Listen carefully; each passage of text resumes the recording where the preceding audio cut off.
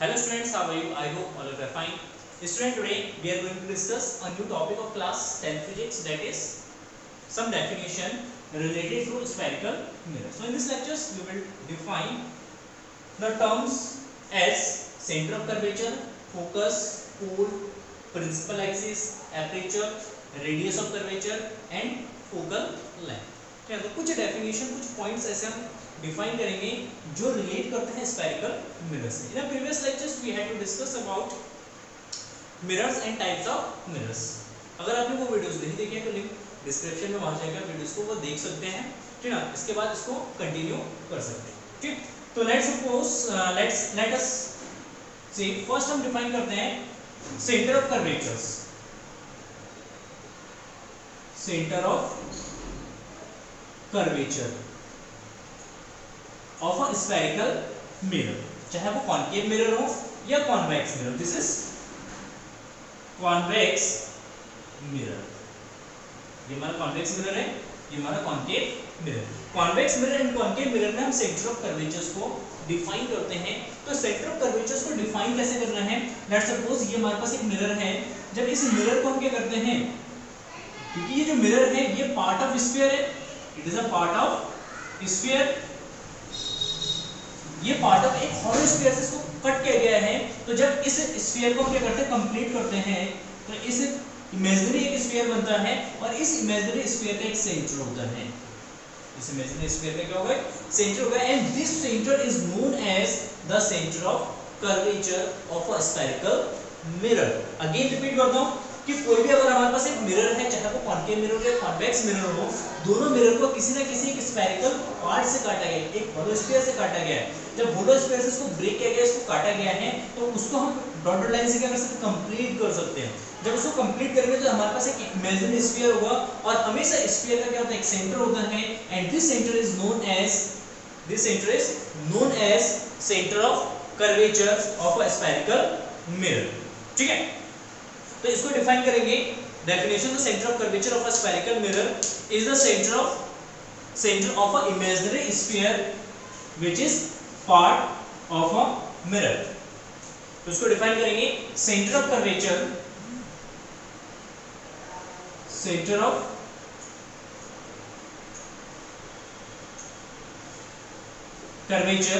Of a spherical mirror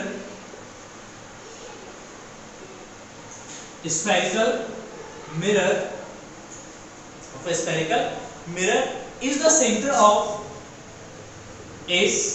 the center of a imaginary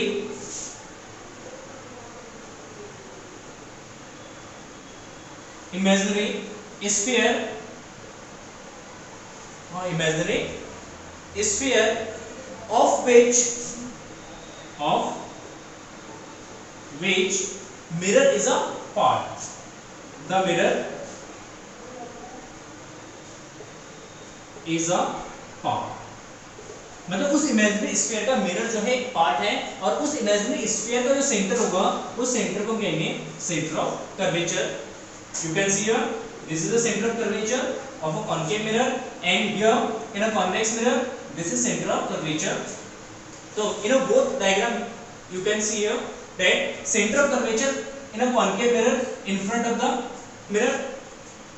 जो concave mirror है, concave mirror के front में होता है हमारा center of curvature concave mirror में, and convex mirror का जो center of curvature होता है वो उसके behind the mirror होता है, क्योंकि reflection इस वाले surface से होगा. ठीक है, यहाँ पे रिफ्लेक्शन इनवर्ट सरफेस होगा, तो इसलिए इसके फ्रंट में होता है और इसके बिहाइंड होता है. ठीक है, बस इसका कंस्ट्रक्शन के ऊपर डिपेंडेंट है, बाकी कोई रीजन इसका नहीं है. Next, second, pole.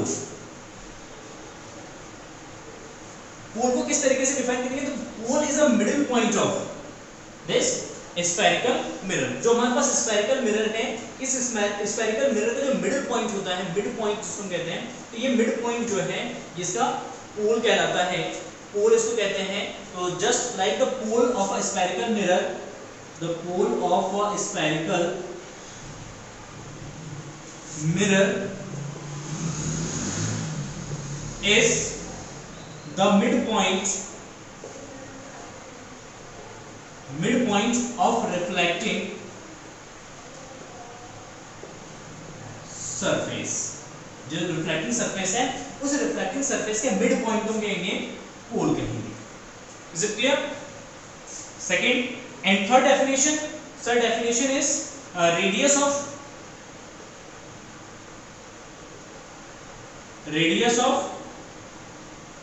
center of curvature, इसको रिप्रेजेंट करते हैं कैपिटल आर से, ठीक है। The radius of centre of curvature, मतलब जो सेंटर ऑफ कर्वेचर है उसका रेडियस क्या है, यह रेडियस कितना होगा, तो हमें पता है distance between the pole and the centre, the distance between the pole and the center is known as radius of curvature।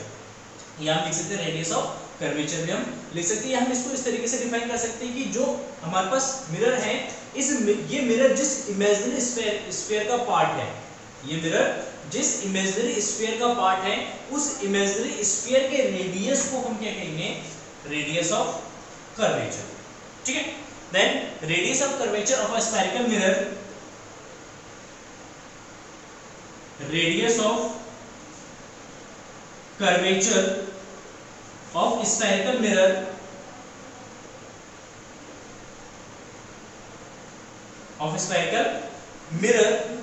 is the radius of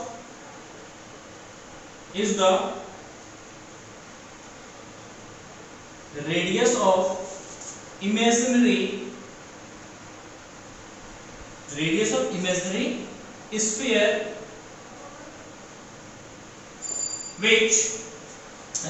of which the mirror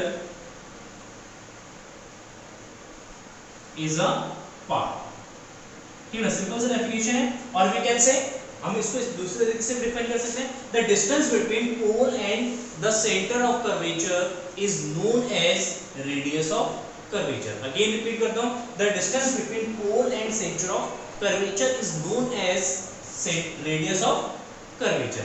इसको हम रिप्रेजेंट करेंगे capital R से। So you can see here, ये pole and radius centre of curvature के बीच में जो distance है ये हमारे क्या जाएगा, radius of curvature capital R, यहाँ पे भी ये कैपिटल आर, ठीक है। क्लियर है? Note down this.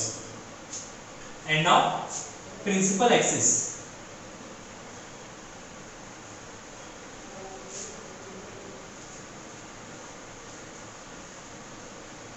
now next point is principal axis।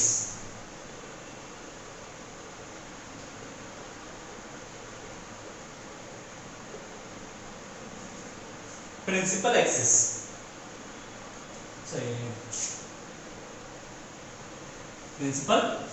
principal axis, the line which is passing through, a line which is passing through the pole and the center of curvature is known as principal axis। मतलब पोल और centre of curvature से जो line पास होता है उस line को हम कहेंगे principal axis. this is principal axis, and in this figure this is principal axis, ठीक है। the line which is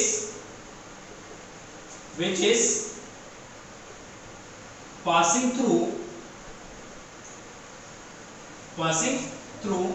the pole and center of curvature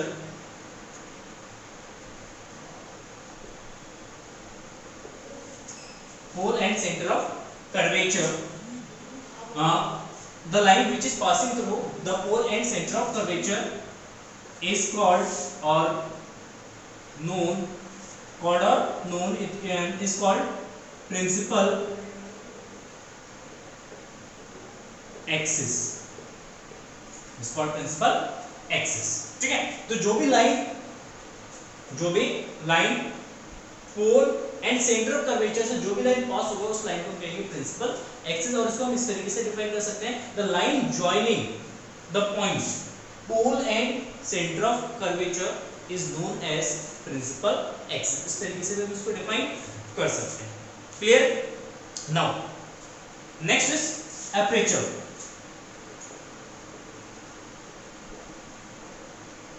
Next is aperture. Aperture means it is a diameter of a reflecting surface.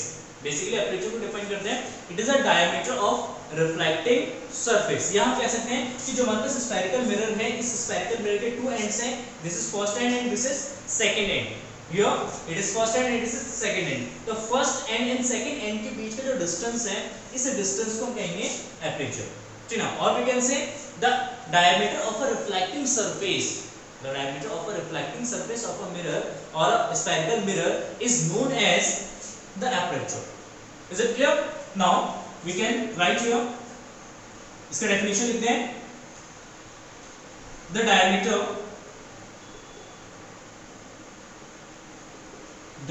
of reflecting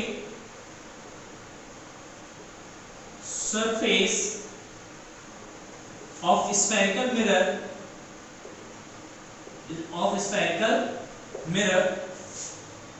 is called aperture, is called aperture, ठीक है। ये जो line है, ये जो diameter है, इस diameter को हम कहेंगे एपर्चर्स कहेंगे, ठीक है। तो बेसिकली जो हमारे पास स्फेरिकल मिरर होते हैं, इस स्फेरिकल मिरर का जो एपर्चर्स होता है वो बहुत ही कम होता है। लेट्स सपोज ये हमारे पास ये एक तरीके का हम ले सकते हैं, जैसे अपने हैंड को इस तरीके से अगर फोल्ड करते हैं तो एक कर्व सरफेस हो गया। तो इस कर्व सरफेस का ये वाला जो पॉइंट है, दिस पॉइंट या दिस लेंथ, यहाँ से ये वाला जो पेन से जो हमने ड्रॉ कर रखा है, ये जो लेंथ है, इस लेंथ को हम कहेंगे एपर्चर्स कहेंगे। तो ये एपर्चर स्मॉल भी हो सकता है और ग्रेटर भी हो सकता है। Is it clear? Now next, principal focus of a spherical mirror, it's a very interesting and most important, इसको मिटाता हूँ। तो प्रिंसिपल फोकस हमेशा काम आता है, ठीक है ना, और इसको समझना भी जरूरी है कि प्रिंसिपल फोकस को किस तरीके से डिफाइन किया गया है। प्रिंसिपल लेंथ कितना, सॉरी फोकल लेंथ कितना है, ठीक है ना, principal focus, principal focus.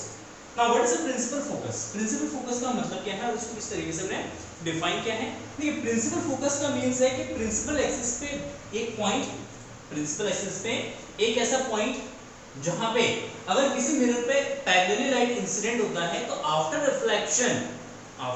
Reflection rays principal axis के जिस पॉइंट पे मीट करते हैं या अपीयर टू मीट होते हैं, तो उस पॉइंट को हम कहते हैं principal focus. Let's suppose S कि हमारे पास एक कॉन्केव मिरर है, ठीक है, ये इसका प्रिंसिपल फोकस, प्रिंसिपल एक्सिस हो गया। अब इस पे अगर लाइट पैरेलली इंसिडेंट होता है, parallel to the principal axis, and after the reflection through the mirror light will be passing through a point,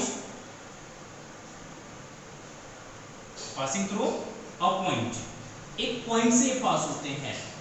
तो प्रिंसिपल एक्सिस के जिस पॉइंट से ये रेज, रिफ्लेक्टिंग रेज पास होंगे या रिफ्लेक्टिंग रेज आपस में मीट करेंगे, तो ये जो पॉइंट होगा, इस पॉइंट को कहेंगे focal, principal focus of concave mirror. अगर हमारे पास कॉन्वेक्स मिरर है, this type of mirror, convex mirror, अब यहाँ पे क्या होता है कि कॉन्वेक्स मिरर पे जब लाइट इंसिडेंट होता है, इस पे जब प्रिंसिपल एक्सिस के पैरेलल लाइट इंसिडेंट होता है, तो आफ्टर रिफ्लेक्शन से लाइट को डाइवर्स करता है, इट डाइवर्स द लाइट को क्या करता है, ये फैला देता है। लेकिन ये जो रिफ्लेक्टिंग रेज है, इन रिफ्लेक्टिंग रेज को अगर बैकवर्ड डायरेक्शन में मीट करते हैं, बैकवर्ड डायरेक्शन में मीट करेंगे, तो ये किसी पॉइंट पर मीट करेगा, या ऐसा होगा कि ये किसी पॉइंट से निकलते हुआ आ रहा है, तो इस पॉइंट पे अपीयर टू मीट होते हैं, इस पॉइंट पे एक्चुअल में मीट करते हैं, then this two points are known as principal focus of a spherical mirror. तो जो कॉन्केव मिरर है, कॉन्केव मिरर में जो हमारा फोकल पॉइंट होता है, फोकल पॉइंट पे रेज एक्चुअल में मीट करते हैं। जो कॉन्वेक्स मिरर होता है, कॉन्वेक्स मिरर में अपीयर टू मीट होता है, ठीक है। ये दोनों डायग्राम आपको बनाने हैं, ठीक है, वो डायग्राम्स आप बनाएंगे इसके लिए, और इसका डेफिनेशन हो जाएगा a point on the, it is a point, it is a point on principal axis of the mirror at which principal axis of the mirror at which parallelly reflecting rays, at which light rays coming from parallel to the principal axis mirror, at which the light rays coming from, at which the light rays coming from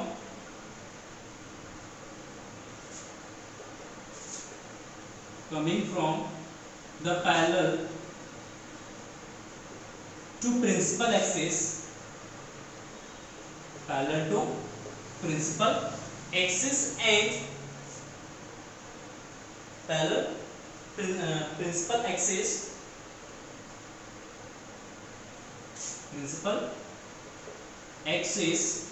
after reflection,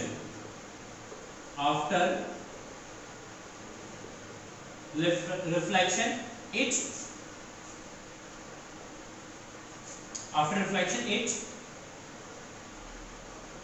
meet at a point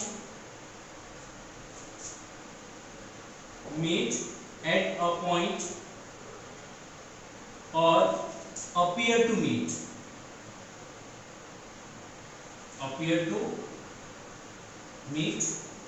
at a point. ठीक है, it is a point on a principal axis of a mirror at which the light rays coming from the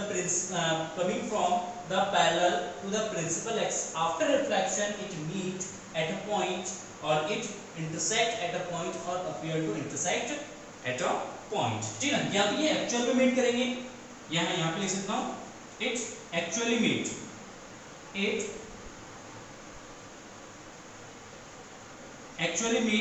at a point or appear to meet at a point and this point is known as principal focus. ठीक है ना, I hope clear हो गया होगा। ठीक है, आगे आप इस तरीके से इसको याद रखेंगे कि अगर कोई भी रेस प्रिंसिपल एक्सिस के पैरेलल इंसिडेंट होता है, चाहे वो कॉन्केव मिरर हो या कॉन्वेक्स मिरर, दोनों के केसेस में after the reflection light passes through or light meet at a point or appear to meet at a point on the principal axis and this point is known as the principal focus. ठीक, हम इस तरीके से भी इसको define कर सकते हैं। तो आई होप आपको समझ में आ गया होगा प्रिंसिपल फोकस क्या है। इसको जो डायग्राम और ये चीज आप इसमें नोट कर लीजिए। Next point is focal length. Focal length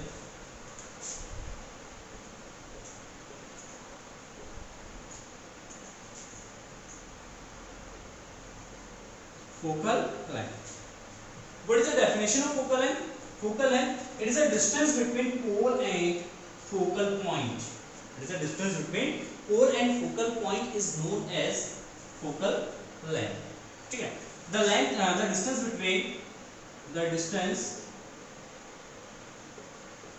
between pole and principal